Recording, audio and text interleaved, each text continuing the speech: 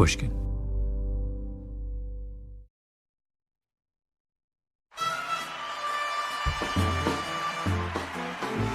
It's Oscar night 2016. The stage of the Dolby Theater is set with what looks like 1,000 candles. Hollywood stars are lined up in the front rows, colorful dresses, careful hairstyles, and endless cameras ready to pan from the crowd to the presenters. Here comes Russell Crowe and Ryan Gosling. Ryan Gosling has a gold envelope in his hand. Good evening, folks. We're here to present the award for Best Adapted Screenplay. And not to get too technical, but that's the screenplay that was the best at adapting to whatever harsh conditions and obstacles were thrown in its way. No, it's a screenplay adapted from another source, such as a novel, play, short story, or a TV show. Agree to disagree, okay? Well, exactly.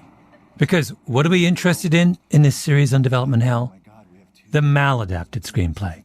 The movie idea that does not survive the harsh conditions and obstacles thrown in its way. Anyway, back to the 2016 Oscars. The video montage for Best Adapted Screenplay lists Brooklyn, Carol, Room, The Martian, and The Big Short. Gosling opens the envelope. And the Oscar goes to Charles Randolph and Adam McKay, The Big Short.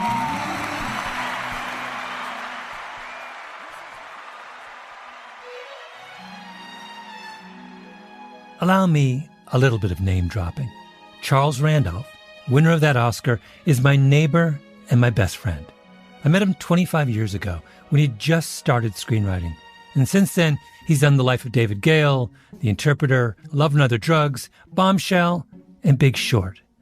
And when he got the Oscar for Big Short, I was at an Oscar watching party in Brooklyn, and I got so emotional, I had to hide in the bathroom. Mr. Randolph. Mr. Gladwell, how are you, my friend? I'm good. Normally, Charles would just walk over to the studio. His office is down the hall. But today, he's calling me from London, where he and his family are living for the school year. How's it going, Mal? I haven't seen you in forever. I know. I miss you. Charles, let's do our thingy. We can chat some more. Okay. Notice the interaction. He says he misses me. I get all flustered and try and get on with things. I love Charles. And because I love Charles, there was no question I was going to ask Charles for his development hell story. Because I've talked with him at length about every screenplay he's worked on for the last 25 years. And I knew instantly which one he would pick. Welcome back to episode 4 of Development Hell.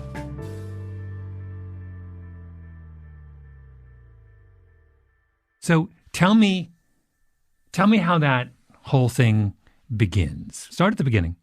So, Paula Wagner and Tom Cruise buy a book from a guy named Stanley Albert called The Birthday Party, which is a true story of him on January 21st, 1998, walking through the West Village. And he is approached by a young black man on his right who he realizes has a gun. And the young man leads him to a vehicle that's, I think they're on 13th Street, maybe 12th, 11th. So right off 5th Avenue.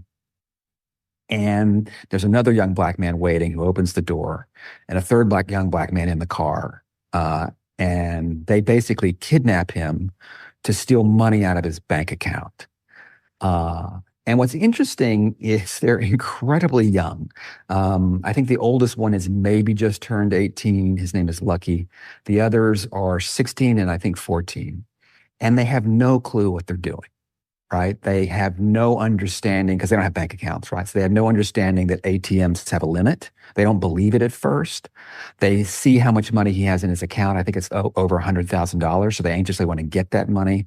And it drives them mad, the system, that they just can't get that money out over the course of a night, right? So they decide to hold him in Brooklyn in an apartment with 3 young women. It's basically 3 young women that sort of work for Lucky, maybe. It's kind of hard to tell as prostitutes. And he's held there for basically almost, I think, 72 hours. And a relationship develops with these kids. And at some point, they're offering him pot. They offer him a blowjob once. They find out that it's his birthday. They're holding him on his birthday. That's why it's called the birthday party. It'll be his 39th birthday. They want to get the money out. So they sort of hatch a plan to go into the bank with him. Of course, that's not going to work. He sort of talks them out of that. To keep him honest, they threaten his father, and they sort of ask for his father's address. And Stanley, knowing that his father's business card is in his wallet, can't really lie. They end up discussing killing him. So it's a test they do at one point. So it's just a really tense situation where he's afraid for his life. And it turns out there's no way they can get the money out, and so they decide to let him go. Well, they're adolescents too. They're adolescents, it's adolescence. Yes, right. That's right. It's three teenage boys. Absolutely. Right, exactly. I mean, and three teenage girls as well who are also quite young. I think their youngest one is 14 even. And they just do teenage stuff. They have teenage perspectives. They have, yet they're very worldly. You know what I mean? Yeah. So it's, there's one woman, talking about one sexual practice she won't do because she's saving it for marriage. You can imagine what that is. And it's so heartbreaking that's the thing she's keeping. That's the thing that she has to offer. Right. And so it's that youth. But it's also moving. It's also sort of, the book's quite good in that sense. It's like you get a sense of, wow, there's a real community amongst these kids, right? They are wholly reliant on each other, and this is the only family they've got, and they're down for that family. They'll do what it takes for their families. Yeah. It just is one of those books where, in reading it, it has a rawness to it and an authenticity to it that's just very hard to find, right, as a story. Why do you think Tom Cruise's people were attracted to this book in the first place? Well, I think Stanley's a remarkable guy. What he does over the course of those 3 days is he pays attention to these little clues, which you don't sort of see coming. You see him noticing things. And then when he's being interviewed by the police, he just repeats them back. And they manage to find these 6 people very quickly. He did a remarkable job. He remembered little bits of numbers that he heard repeated. He remembered the patterns on the floor. He identified the bus schedule going outside the building. He could sort of identify the flight patterns to JFK going over the building. He knew that it was a relatively big boulevard in Queens. He could kind of guess by the sequels how far the ocean was away. And so he not only managed to save himself by building a relationship with these young people, but he also managed to put the police onto them very quickly. Mm-hmm. So that version, there's a slender version of the story, which is just simply Sherlock Holmes. Absolutely. And that's what I think that's, in fairness to Stan, I think that's what he thought he was getting. He thought he was going to get, Tom Cruise was going to play this guy who, heroically saves himself, and then bonds a little bit with these young people, but then, it has to put them away. And I'm presented with this thing, and it's a fantastic story, but it has the obvious problem, right? It's a story of 3 young black men holding a white guy, a lawyer, a federal attorney, as a matter of fact, hostage. And it's hard to describe. It has an ethnocentrism to it because it's rooted in the perspective of the white guy. It just feels a little untoward. It's just one of the stories that we in Hollywood can't tell. You simply cannot tell that story, right? And if the film were being made in 15 years earlier than 1998, he could have gotten away with that. But by that period, it was already too late to tell this story without fully honoring the humanity of the perpetrators. And so the thinking is, how can we take this and make it work? And what I end up doing is I turn up everyone's racism, for lack of a better phrase, right? I make Stanley a guy who thinks he's a liberal, but he's trapped by his own categories in the world.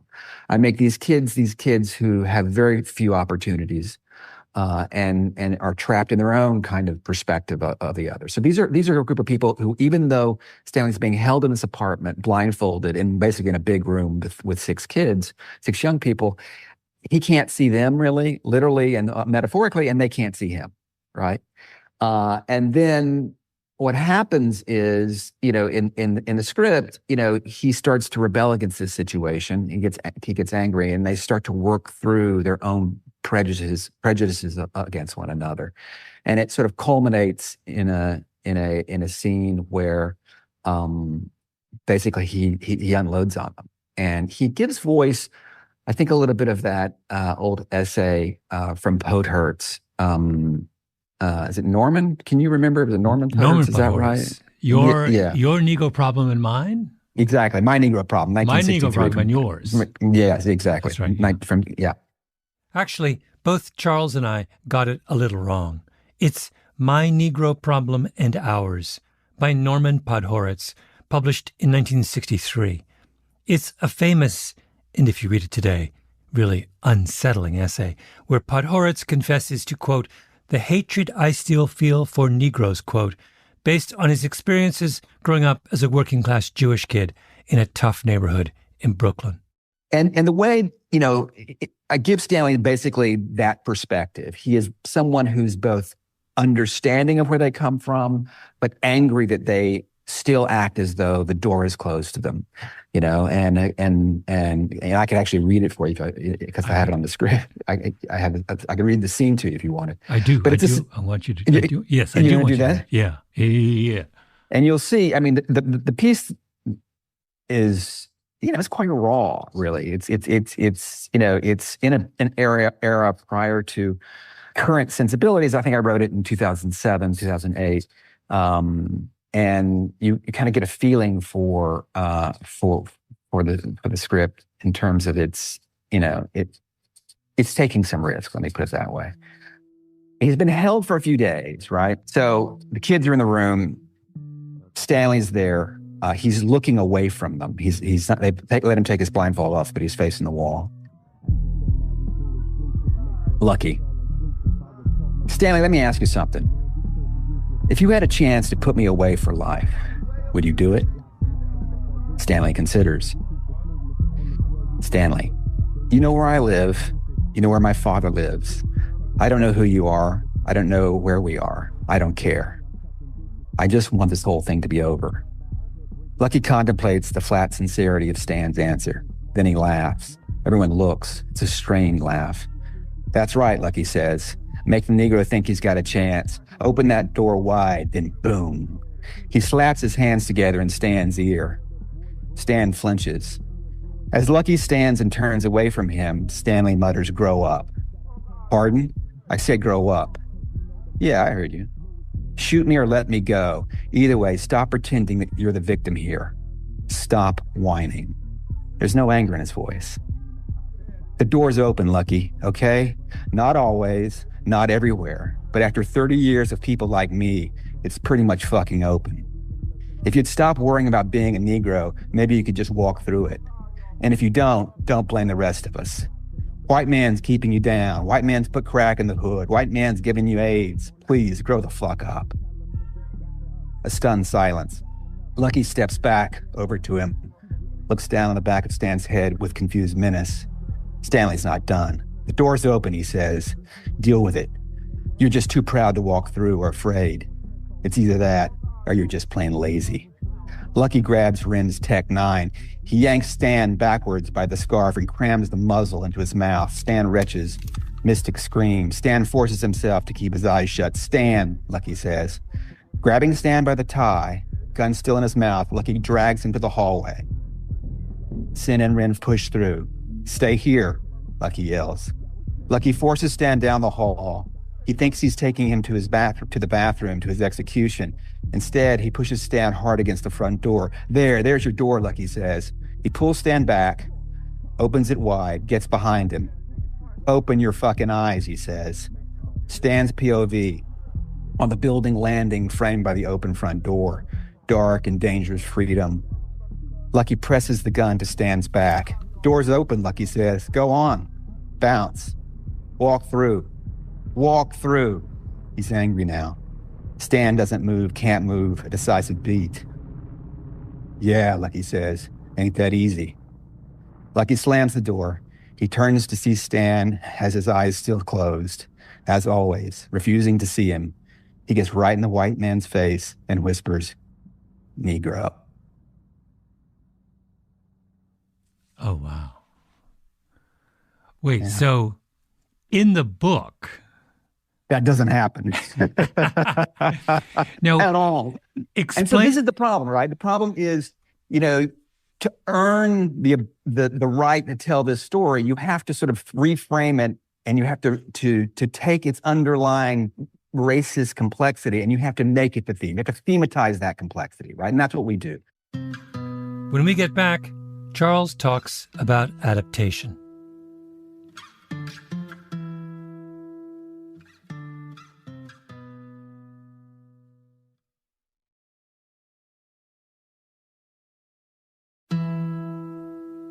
We're back with Charles Randolph, talking about his adaptation of The Birthday Party and how tricky it can be to adapt a true story for a screenplay.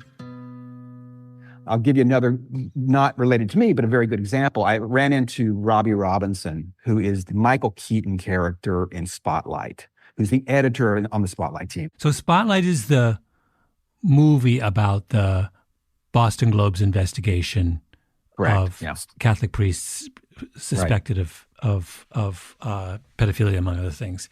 And in that movie, Michael Keaton plays the editor of the Boston Globe. Is that right? Am I remembering correctly? Yes. And there is a scene. So you run into the guy who was the real editor of the Boston Globe. Correct. Robbie says, love the film. There's this one part I don't love, which is the part where it turns out that the Spotlight team was given the information about what the Catholic priests were doing earlier. And I was the editor at the time the newspaper was given it, and I did nothing. And he says, the truth be told, when that story came in, it was one of 40 stories that on the tip line for that week. It was the second week that I was on the job, and I wasn't even there that week. I was actually had taken a vacation week in the transition. And so, I've always been a little uncomfortable with that scene because it's not really quite, my culpability is really not quite what the film portrays. And of course, I'm saying to Robbie, you're not winning an Oscar without that scene, right? That scene is what makes that movie, right? Because in that moment, we see the people in the Spotlight team, like all of society, like us as viewers, are culpable on some level, right, of ignoring this problem for many years. And that's what makes it interesting. And so this is the problem of this that you face, right? Mm-hmm. Mm-hmm. In order to understand, to earn the right to have to make heroes out of the Spotlight team, there has to be a moment of resistance in the beginning. Yes. Yeah. Well, it's not in the beginning, it's toward the end of the film, but they have to be not just people who uncover, right, some horrible truth about society. They have to face their own culpabilities in relationship to that, right? Yeah. And that's necessary. And so when taking a true story and building a film out of it, you have to find those moments. How can we take this thing and make it something, more dramatic and more, politically compelling, let's say, than what it is? And the first problem is easy to solve. The second problem is hard. And in this case, the choice was, in my case, the choice to make Stanley Albert different than the real Stanley Albert in fact is, right? Because the real Stanley Albert doesn't have those qualities. And obviously, the person who hates this version more than anyone is Stanley Albert, right? He's always making jokes. He's always, he's always referencing things. He thinks of himself as a liberal, And it allows me to, in the section I read to you, it allows me to focus on that critique of African-American culture that at the time was something that went a little bit unspoken, but was in a lot of people's hearts, right? Like in the Poet's essay, but was not never sort of portrayed, right? And of course that did not end very well. We're going to get to that in a second, but I wanted this is a really, really crucial thing, and I want to kind of spend a little more time on it. This goes to something you have often said to me about screenwriting, which is that the important conflict is not the external conflict, but the internal conflict. Right. So it is not enough, in other words, for us to have a movie about an obvious conflict between three young black men and a white guy they've just kidnapped, there must be an internal conflict within the white guy's heart and the black guy's hearts. Yeah, right. For us to for the movie to come alive. Right. So what you're saying is that you had to construct an internal conflict for Stanley.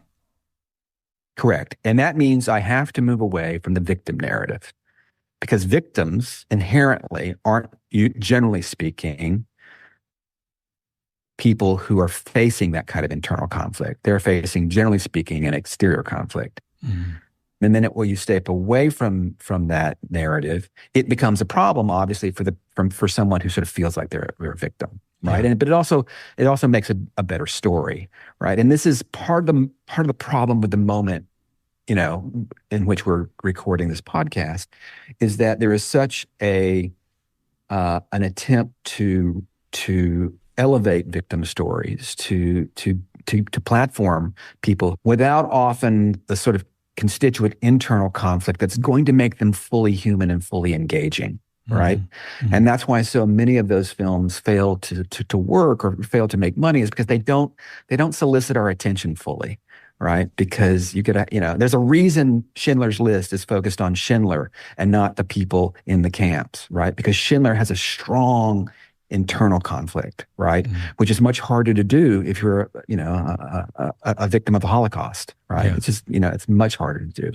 And he is criticized, isn't he, for the centrality that the movie, that for the fact that Schindler's at the center of the movie, and but by putting Schindler, you can actually tell the other stories better, right? Exactly. It's the interesting contradiction here, right? Because it gives us a sort of an emotional perspective where we do not know, is character going to choose option A or option B? That's what you kind of want to be. And all my films strive for that, right? Mm-hmm. So we have it here with these three kids, in the sense they're having to make the choice, how bad of gangsters do they want to be? Do they want to kill someone, right? And we watch them in the film discuss that amongst themselves, try and make an effort, and they're not up to it. They each try at some point to try and be the guy, and they just can't. These mm-hmm. kids just can't do it, right? Whereas, Stanley needed the same thing in the story. And for me, that was him basically fighting his own desire, because he's a talker and he's a man who wants to own truth. He gets up in front of court. He's a litigator, right? He's a federal attorney and speaks truth to people who do immoral things. And so he wants to be that guy. In the course of that, he starts to realize, as they express themselves and their background, as their humanity becomes more fully realized over the course of the film, he realizes that he doesn't see them as in the scene that I just read to you. Mm-hmm. So I want to go a little bit more over his conflict. He believes himself to be a liberal who can see the broader context in which disadvantaged people act. And yet when he is in this situation, he struggles to maintain that perspective. Absolutely. Yeah. No, absolutely. So that's another version of the conflict. And bookends with the fact that he has to go at the end of the film to a lineup and basically pick the young men out of the line, which was essentially, assuring that justice will be served. So he's making this choice, right? He's come to see their humanity. He knows that the system is going to be incredibly harsh on them. And it was. They all got anywhere from, I think, 15 to 20 years, and essentially sort of ruining their lives. And yet he's, he still does it, but he doesn't like it in the film. So you describe that ending. So he, in the movie version, are you now back? So does the ending go the way the ending went in real life? Yes and no. I think one thing that it does is it makes him more empathetic to their plight, right?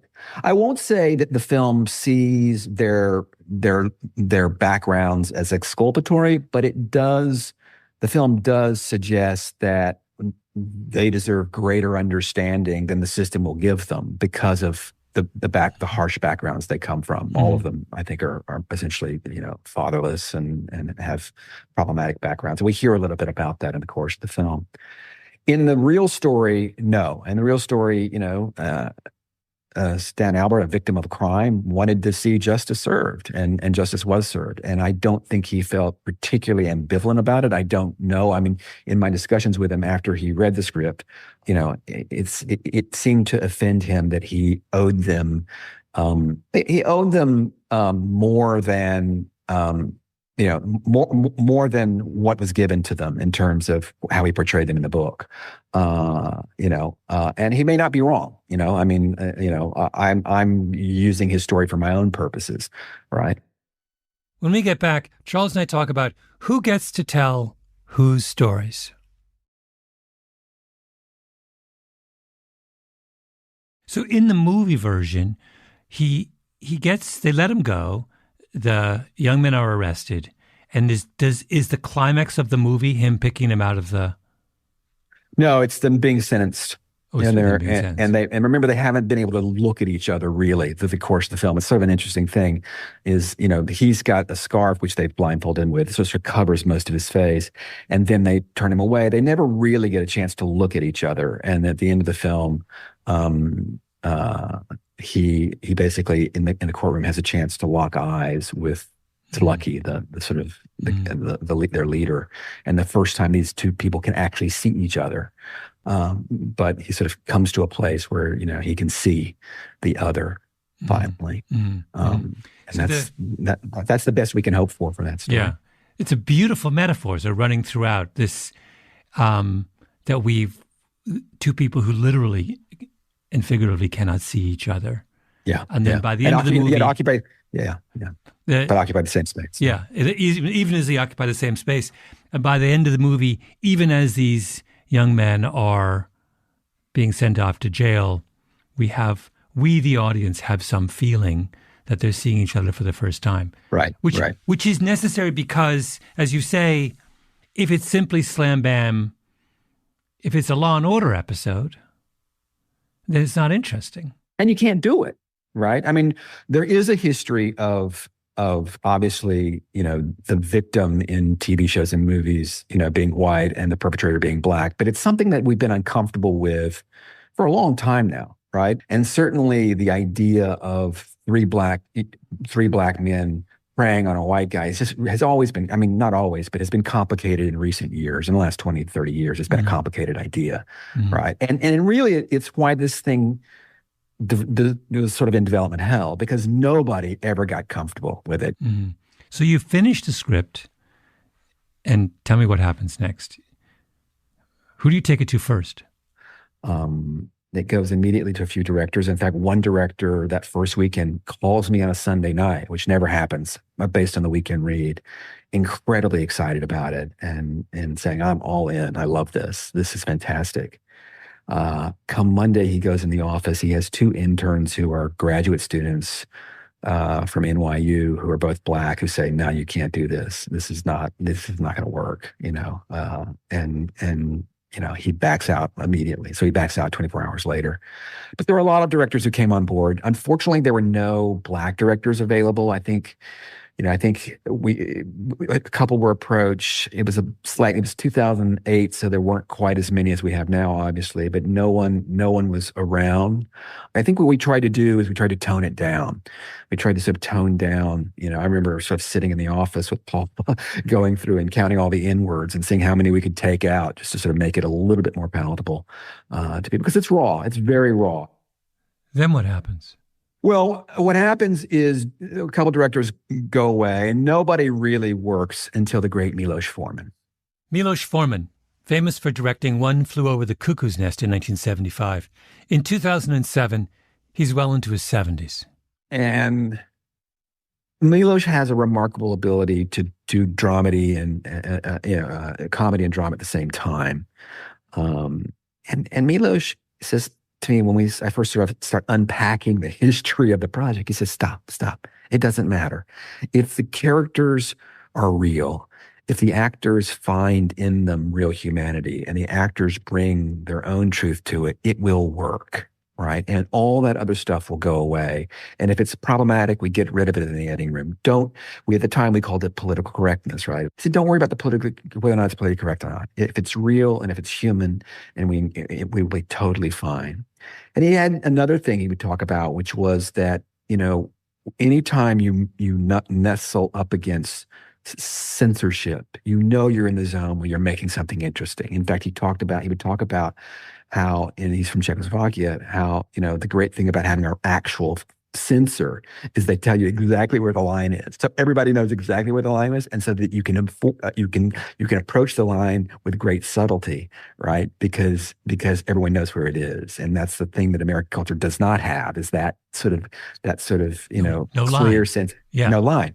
Until we, of course, do have a line. In recent years, we've kind of created some lines for ourselves, but yes, there's no line. Yeah. Right. And so he said, it's good that we make people uncomfortable. It's good that it's raw. It's good that some of it's incredibly provocative, because that's what's going to make it real. And he fully owned it. And, I get emotional thinking about it, but he was just so open to what the thing was, right? And then, I get a series of notes from him, and I realize they're notes on a scene he's already done. And I get another series, and I realize they're notes on something entirely different. And I call his wife, and she's like, yeah, he's not been feeling well. Give me a couple of weeks. And then he never came back to it. At that point, I think she had realized that he just wasn't up to it. He was quite old. Yeah. Yeah. So, yeah. And so, I finally find the guy that I think can bring it home, and he's just not going to be able to do it. I think she worried that he wouldn't even have the stamina to do it, right? Because directing takes 2 years, takes 2.5 years. So if you see problems at the beginning, you got to remember, where's this person going to be in 2 years? When does he die? How shortly? He dies about 3 years later. And Yeah. I do not know what shape he was in the end. He may have been fully cognizant all the way to the end, but he died a bit later. But can we just pause on Miloš about this? So Miloš is a person who comes out from under the Iron Curtain. He grows up in totalitarianism. Right. He has a kind of, if you're looking, so what you're saying is what this project needed was an authenticity in its interpretation. You had written something. It needed fearlessness. It needed fear. And one way to do this is to find a Black director with, that's the solution we would do today. Correct. Right. Correct. For whatever reason, there wasn't someone available. But the other version is to find someone like Miloš. He started his career thumbing his nose at one of the history's most brutal totalitarian regimes. So it's like, he's like, if anyone's going to say F it, it's Miloš. It's Miloš. And he did. And it was I can't tell you how liberating it was. It was just shockingly liberating after, I think it had been 3, maybe 4 years at that point, and he's like, no, we will get this. Do not worry. This will not be our problem. Yeah. Right. And you think he's right. His interpretation is right. I do think he's right. Yeah, I do think. I think what happens is if you hire actors who can bring something to it, if you listen to other people from other cultures, it's a communal effort, a film, right? And if you do that, you will find authenticity. If you're looking for it. Because I know you well, if you permit me a little bit of psychoanalyzing, for those who don't know you, you're the son of an evangelical preacher from Texas. You grew up all over the world because your dad was smuggling Bibles into Eastern Europe. You're so out. In certain ways, you're such an outsider to Hollywood. It's phenomenal. Right. And sure. The outsider has, in some ways, you and Miloš see eye to eye on this because you're both outsiders. Right. It's one thing if this was written by the standard Hollywood screenwriter who is the privileged white guy who went to Harvard and then, did a graduate degree at NYU and then interned for a famous director and blah, blah, blah, right? That's not you, though. There is a privilege in writing something like this. There is great advantage and privilege in not having a dog in the fight, in not being part of the worlds that you're portraying. So we understand the privilege that comes from belonging. The person who belongs can tell a certain kind of story with a degree of confidence and accuracy and verve that the outsider can't. But we're forgetting that there is a separate set of advantages that come from being someone who doesn't belong to either of these worlds. And my point about you was that in this context, you're not part of Stanley's world, right? You're Charles from Texas. You're not part of his world, and you're not part of Lucky's world. You're off on your own little island, and that there's so much. That's an incredibly liberating moment to be the outside. So I feel like we're overprivileging the set of advantages that comes from belonging, and we have underestimated the set of storytelling advantages that come from being the fly on the wall who's just like, you don't know anything to Stanley. That's why you're able to do that. You're not, if you were part of his world, you would have been constrained in your portrayal of him. Similarly with Lucky, if you were part of his world, you would have been you were unconstrained because this wasn't, and that's like why it's so important for all of us in storytelling to defend the right of the storyteller to describe worlds of which they are not a part. It's so essential that we defend that. Yeah, absolutely. And particularly for writers, right? There's something about the screenwriter which is different from the other jobs on the set, which you're required to give voice to dozens of different people, right? Mm-hmm.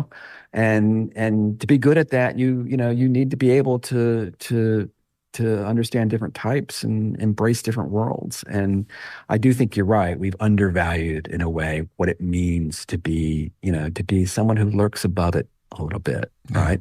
Certainly in my field. Now, maybe in other fields it would be different, right? I think what the end that people want is they want everyone from different backgrounds to be able to tell their story, to be in the position to sort of sit in the director's chair if they want, or to sell screenplays if they want. And that is the goal, right? That doesn't necessarily mean, however, that we should silo off our industry in that way, and silo off our subjects, because we do lose something when we are no longer communicating across, not just cultural or racial lines, but ideological lines, What's interesting about this story told today is obviously it fits a project conceived in 2007 makes us a little uneasy of this nature, makes us a little uneasy in 2024, nearly 20 years later. Yeah. But the other thing is that what's interesting about it is that I feel like our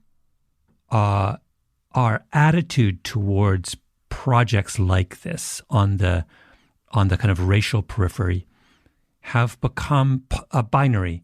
We think of white projects and black projects. Yes, that's right. And a white project is done by a white person, and a black project is done by a black person. But this movie isn't black or white. It's about black meeting white and white meeting black. Right. And so it's like, it's not clear. Each side has a right to tell the story, right? And a lot of what's going on in this kind of like when you talked about the one director loves it and then the interns read it, the black and say you can't do it, is that it's a dispute about they're obviously, understandably reading this through their eyes as black meets white. Stanley's reading this as white meets black, right? Right. And it's an irresolvable. It's not. Yeah. What makes it fascinating is that I can't think of a contemporary movie. I mean, this movie today would give us fits. I mean, it gave us fits in 2007, but it would give us fits today because no one can decide what it is. Exactly. It would aggravate an unresolved tension in our society. And I think the mistake I made is I assumed that I knew where society was going. I assumed that I knew that what's going to happen is that we're all going to be better at working through our residual racist attitudes, thoughts, beliefs. Mm. And we're going to get closer and closer. In fact, the film ends with Stanley listening to a bit of rap. And this was, of course, after Obama had been elected. So the sort of message of the film was, actually, we're on the road. We're not there yet, but we're on the road. And of course, that didn't happen. Where I thought society was going is not where we went. We retrenched back into, even stronger understandings of the importance of race, and not to some, idealized version of we're all just going to learn to ignore our differences more and more and embrace, these things that won't matter. Yeah. And, you couldn't do the film today. You've been reading it today. I read it today in a restaurant, and I just found myself wincing, every other page, because it's, I really went for it. It's very provocative in places, and people saying the things that they're not supposed to say. I'm always interested in things that feel uncomfortable and awkward for me. I don't know, I want to go there, because what that gives you, if you will sort of take on those subjects, is the texture of the world starts to become really interesting. Mm-hmm. You know what I mean? Because suddenly every little choice matters, and that's why, it's one of the scripts that I enjoyed writing the most, because every little choice starts to matter, right? Because all comes laden with meaning. Mm-hmm. Part of it's just a professional habit of, okay, it's awkward, it's uncomfortable, that's where I'm going to go, right? But also part of it is, I do feel like, this is not writing a novel. This is a collective endeavor. And we get to check our work with people of all sorts, of all stripes. And, if we're open and if we're all working hard, we can get to something that feels very true. Yeah. You try things, and if they work, they work. And if they don't, they don't. And that's what this is. It's what this is. Why I do this business. And it allows us to take greater risk, I think, instead of less, right? Yeah. Because, we're working together. There is no movie version of The Birthday Party. When Milos Forman drops out, it's the end. The adaptation does not survive the harsh conditions and obstacles thrown in its way, which is a shame.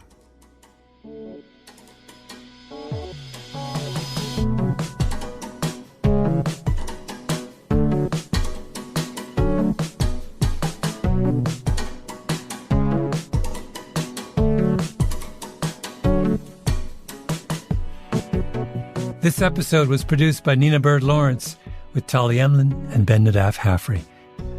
Editing by Sarah Nix. Original scoring by Luis Guerra. Engineering by Echo Mountain. Our executive producer is Jacob Smith. I'm Malcolm Gladwell.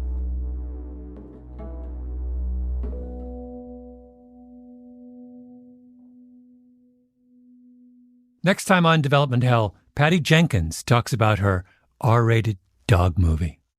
This sort of, on one level, is super bleak. It's not. It's magical. No, it is. It is. The journey is bleak, and it seems like it's going to be, but it ends up being magical. And heads up that our friends over at the Happiness Lab have a special episode coming your way soon to celebrate World Happiness Day. I'm in it, talking about running and the journey versus the destination. Spoiler alert, I'm a destination guy, not a journey guy. It'll be dropping into this feed on March 20th, but you can find happiness tips from Dr. Laurie Santos any day over at the Happiness Lab.